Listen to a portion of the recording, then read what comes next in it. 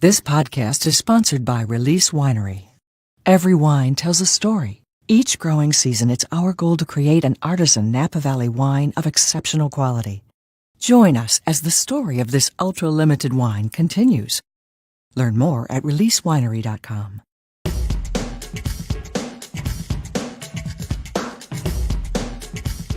I'm so excited to be in the woods with you.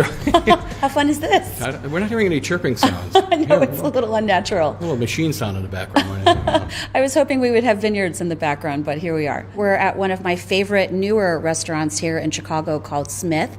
A chef by the name of John Shields and his wife Karen Shields are going to be putting together an amazing menu to go along with 10 plus wines, all from Alsace, which will nicely reflect Alsace's demographic in terms of winemaking. They make about 90% white, and so when you see an Alsace section in a wine list, you expect to see a lot of white wines, and that's a good thing. I think the other thing, I think that Chef John and Karen are extraordinarily talented, and a lot of critics have said the same thing, but they have a little bit of an easier job today, because I think this is one of the regions that makes some of the most food-friendly wines in all the realm, in all the world. So we did taste all the wines together a couple days ago so they could get their heads wrapped around what we'd be showing everyone at the dinner tonight. And so we'll be tasting these dishes for the first time. They were all custom created.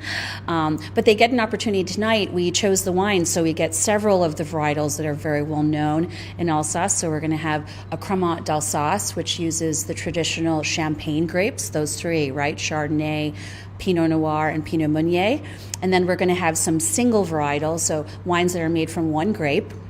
Right, so we're going to have a few whites that are 100% Riesling.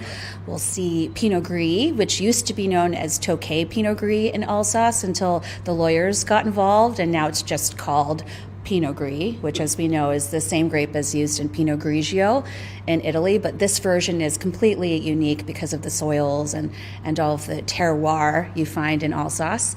We're also going to have a Pinot Noir, which you don't see, as I mentioned. Most of the grapes in Alsace make white wines, but they do have some pretty extraordinary old vines and beautiful Pinot Noirs grown in unique soils.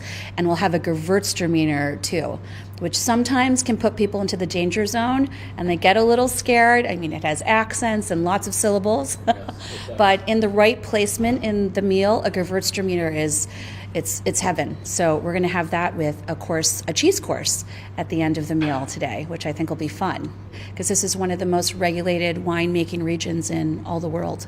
There are a bunch of people tasting all the wines before they even make it to the shelf to make sure it's perfect.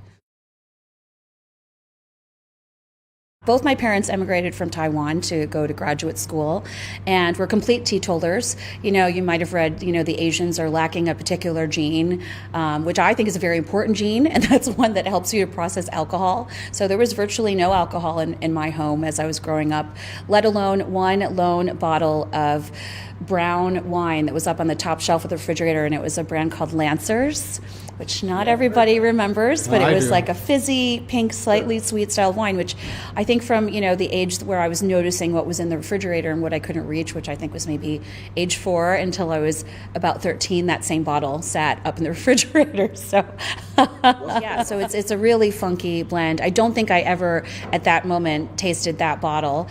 There were bottles of Blue Nun around, all kinds of, the fun stuff from decades back. And I was never really into wine, but I really was into food.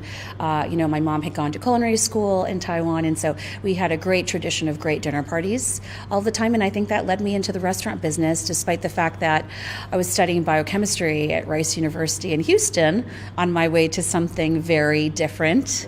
But as often happens, we fall in love with wine, we fall in love with food, we fall in love with the sous chef at the hot restaurant in town.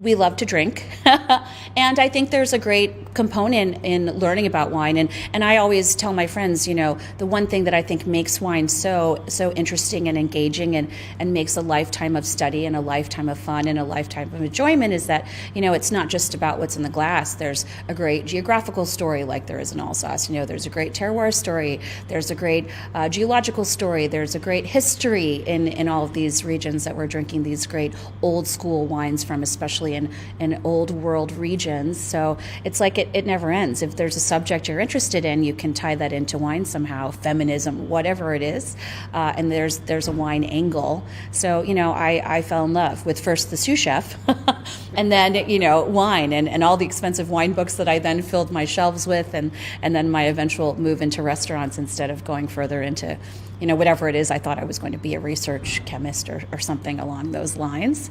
And I haven't turned back, and I haven't regretted a moment.